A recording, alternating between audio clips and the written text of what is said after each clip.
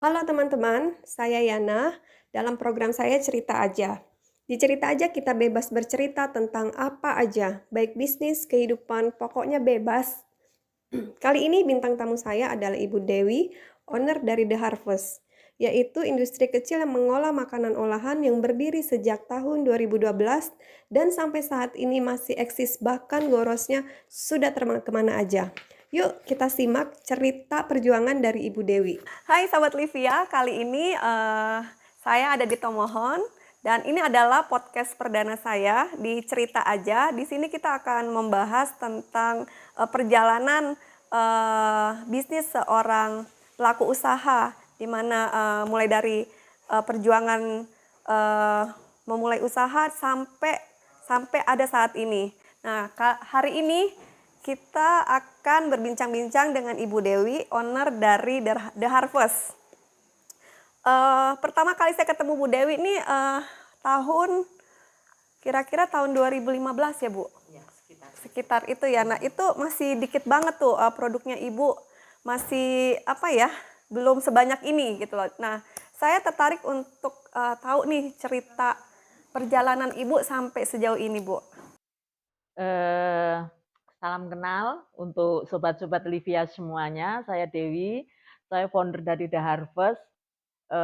Terima kasih untuk kesempatan spesial hari, pertama dari Livia Podcast. Eee, Sebenarnya sih saya bermula mungkin semua sama ya, saya bermula dari dapur rumah, dari memang seorang apa ya, ibu rumah tangga yang mau cari tambahan untuk bagaimana sih caranya ini nggak terlalu nganggur gitu.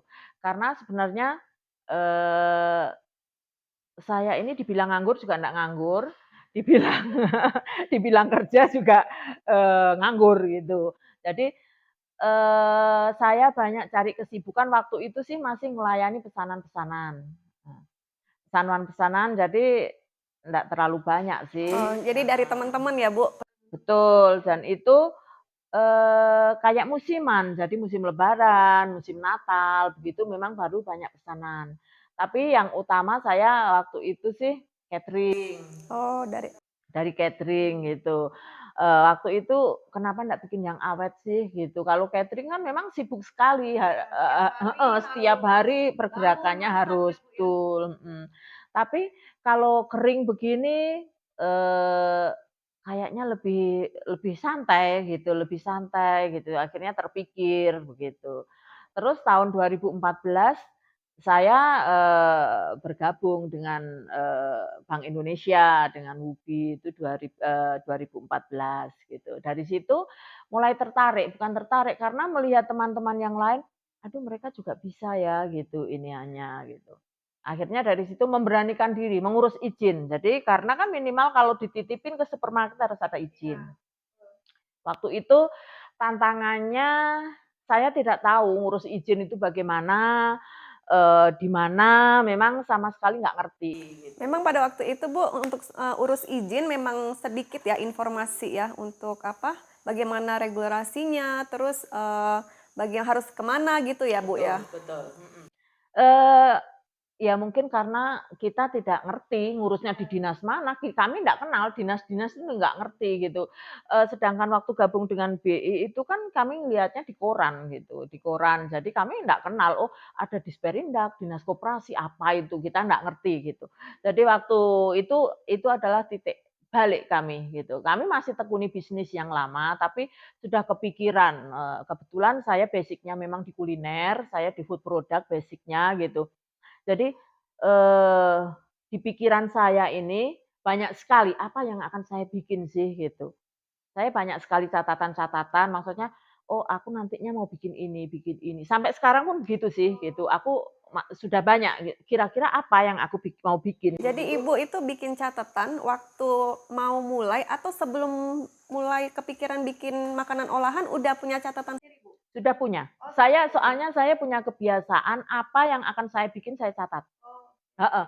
Jadi, istilahnya Kalau kerennya sekarang kan Dreambook-nya itu ada gitu, dan aku memang punya ide apa punya ide apa itu selalu aku tampung gitu, ini nggak tahu aku bikinnya mau kapan gitu. Oh, jadi Ibu selalu menulis apa yang mau Ibu bikin. Wah, keren Betul, banget. Keren banget, teman-teman. betul, itu sudah dari dulu memang saya apapun, tidak makanan juga, saya punya hal lain pun, saya punya kayak craft aku juga suka gitu. Aku punya desain, aku punya apa, itu semuanya memang langsung aku iniin gitu. Oke, tapi kenapa Ibu kan, punya ide nih di makanan dan di craft. Tapi kenapa Ibu lebih memilih ke kulinernya? Karena saya senang makan kali ya.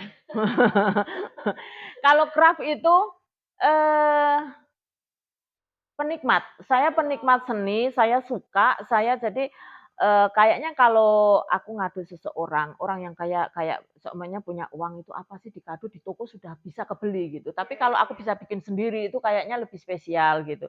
Tapi ya itu tadi, saya lebih cenderung ke makanan, kayaknya makanan itu lebih bisa dinikmati oleh semua orang. Kalau seni hanya orang-orang tertentu yang bisa ngelihat, itu seni loh gitu.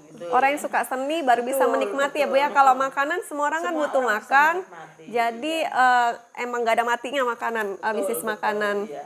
Nah, Bu, untuk misalnya nih, mau tahu nih, produk pertama Ibu tuh yang Ibu jual tuh apa untuk makanan olahan? Untuk olahan yang pertama yang saya bikin itu aneka stik sayur. Jadi aku punya stik wortel, stik labu, terus stik seledri, stik jagung, aneka stik. Heeh, aneka stik. Itu Waktu saya kenal Ibu kayaknya, produk yang saya kenal itu abon ya, Bu, ya? Abon ikan waktu itu. Terus apa kalau lagi ya? Sambel. Stiknya aku baru tahu loh kalau Ibu tuh ternyata bikin stik yang dari awal-awalnya saya stik. oh, Heeh, karena dari saya sebetulnya belum masuk ke, istilahnya lingkup yang ini, apa ya, ini, UMKM yang terkenal ya, UMKM yang terkenal ini, saya ini maksudnya masih kayaknya ini, saya ini itu tadi pesenan. Jadi by order gitu ya, Bu, ya? betul, heeh, tapi itu tadi aneka stik. Jadi nanti yang berkembang kedua baru ke keripik pisang saya punya 5 varian.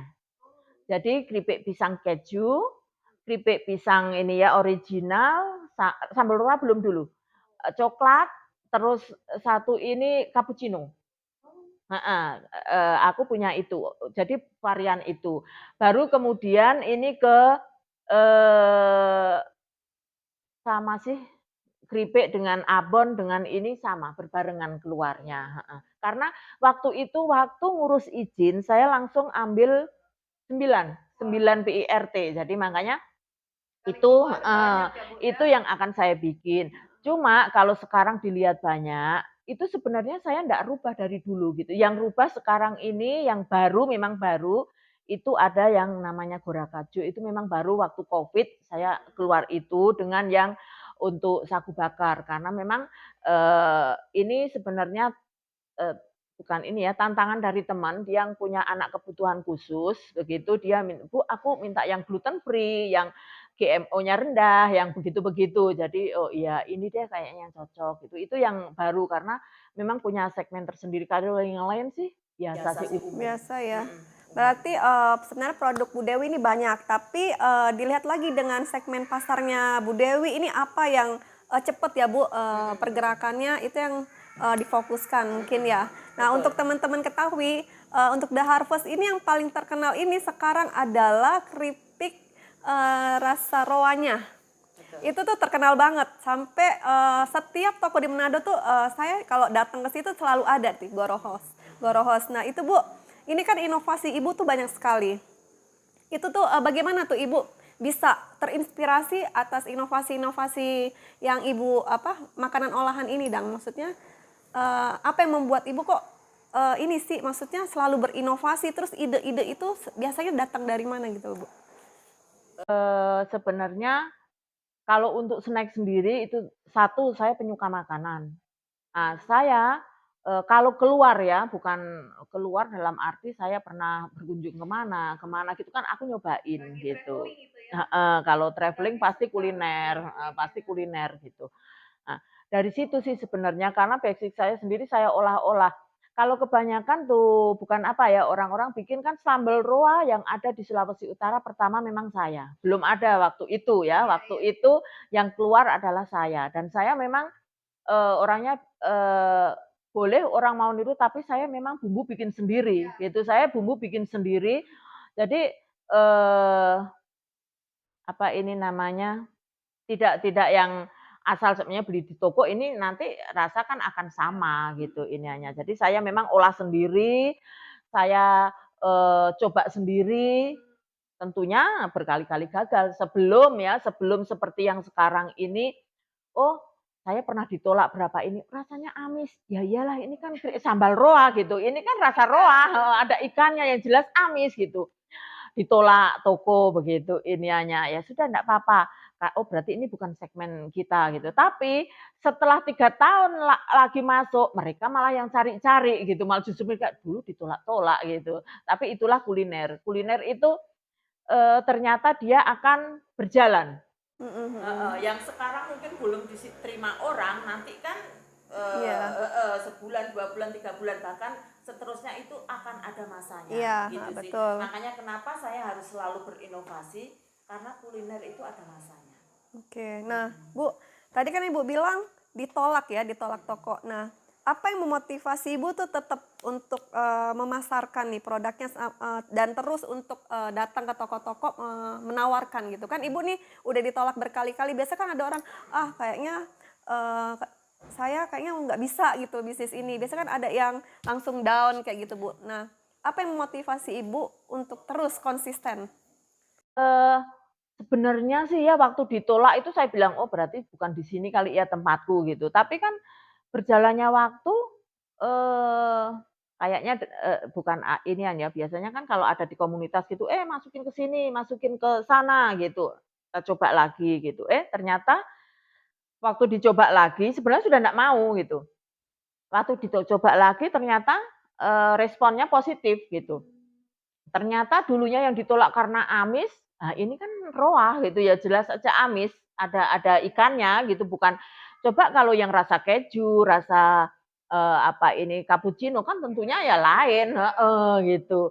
Makanya ternyata ada pasar tersendiri gitu. Bahkan, yang sambal roah ini banyak orang yang pesen dari luar, bukan dari orang yang Manado, bahkan mereka, ya memang harus nggak usah repot mau cocol, mau apa, walaupun beda ya dengan sambal, tapi, eee, semirip mungkin istilahnya saya komposisinya ya ada sambalnya. Ada khas roahnya begitu. Nah Dan begitu. saya lihat juga Ibu bukan cuman roanya, bukan cuman roa aja, tapi ada dicampur dengan cumi itu, Mbak, ya. Itu salah Heeh, satu sambal, inovasi yang Ibu buat, mhm. seperti itu. Nah, Bu, untuk, misalnya nih Ibu, bagaimana Ibu, sekarang melihat gitu loh, pasar sekarang dengan udah banyak nih kompetitor yang ada, bagaimana nih Ibu bisa terus eksis sampai saat ini? Tipsnya apa gitu, Bu? Maksudnya mungkin ini bisa sebagai inspirasi wanita-wanita yang ingin mulai usaha. Apa sih yang memotivasi Ibu tuh tetap, konsisten gitu loh di bisnis kuliner? Puji Tuhan ya dengan banyaknya orang bilang pesaing ya dalam tanda kutip, buat saya ini adalah penyemangat. Teman-teman ini penyemangat karena apa? Mungkin Tuhan izinkan saya bukan bukan mau, menyombongkan diri, saya pelopor buat teman-teman untuk bikin kemasan yang bagus itu yang bagaimana gitu, dengan budget budget minim, tapi bikin kemasan yang istilahnya ini sehingga yang di Sulawesi Utara sekarang ini sudah tidak heran, waktu saya pertama kali bikin kemasan bagus, saya dibully, gitu loh. Saya heran sekali orang ini jelek dibully, saya bagus pun dibully gitu loh. Itu saya alami di Sulawesi Utara ini gitu loh. Tapi puji Tuhan sekarang ini, Pak teman-teman ini ya para UKM wanita hebat ini mereka luar biasa. Jadi mereka kemasan mulai sadar, ternyata kemasan ini menentukan, tetap menentukan. Karena apa saya bilang menentukan, biarpun istilahnya, mereka aku kemasan begini saja sudah laku," gitu.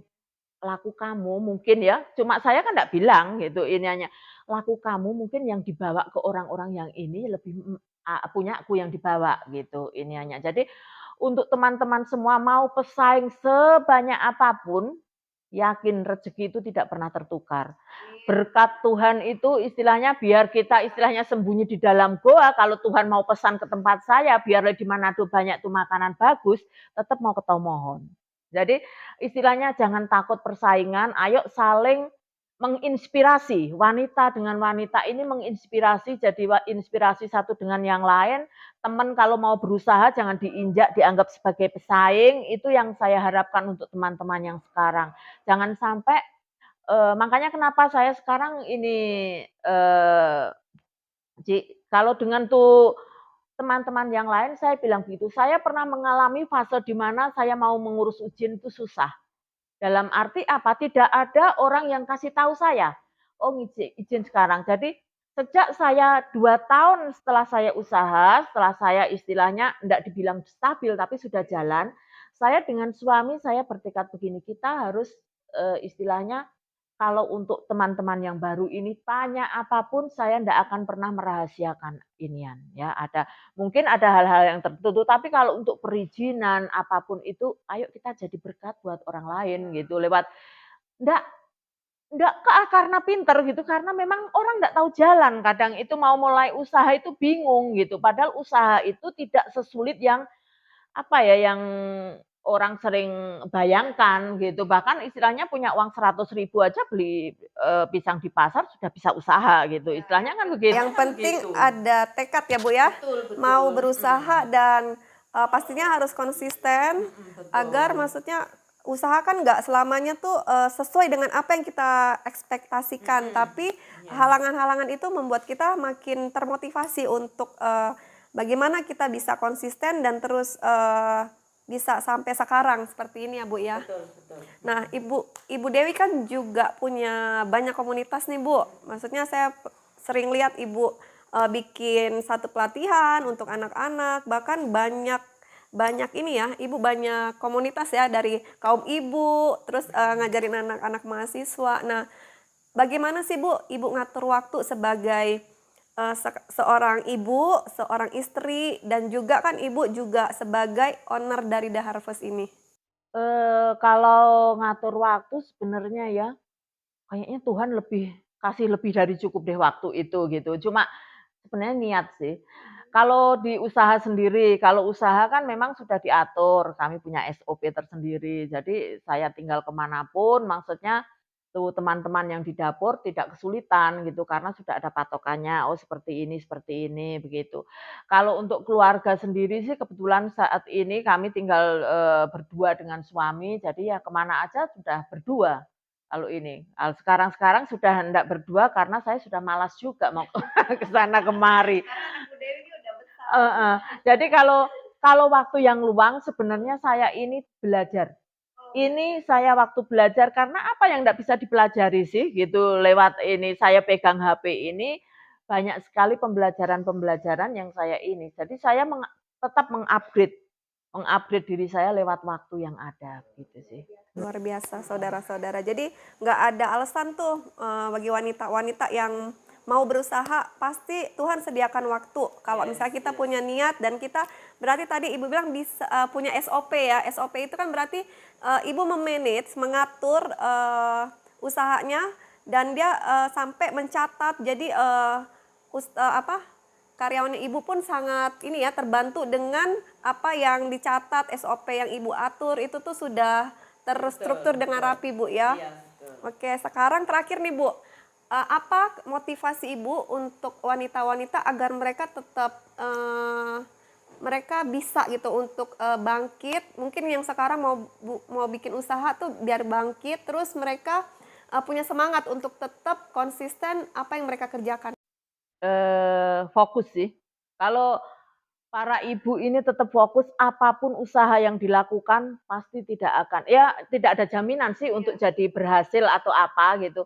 Tapi saya yakin kalau kita fokus, kita ini akan, memiliki kekuatan. Secara tidak langsung, kekuatan itu akan timbul. Jadi apapun yang kita kerjakan, satu intinya fokus dan kita tidak usah pusing jangan selalu lihat ke atas, ke sana kemari, ini hanya kita fokus saja, untuk memajukan usaha gitu. Kalau kita mendengarkan kiri kanan, kita tidak akan maju dan akan melemahkan, tekad kita gitu iniannya. Jangan lihat modal orang yang besar, jangan lihat istilahnya orang yang sudah di atas. Jadi fokus sesuai dengan apa ya, tingkatan yang sedang dialami ini gitu. Jadi sudahlah fokus, jadi akan dari kecil akan menjadi semakin besar semakin besar semakin besar, begitu. Jangan terlalu ambisi perlu, tapi ambisius itu yang bahaya.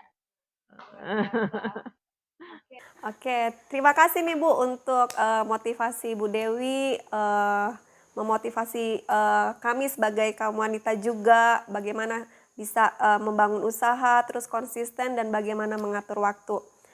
Sukses ya Bu Dewi untuk usahanya.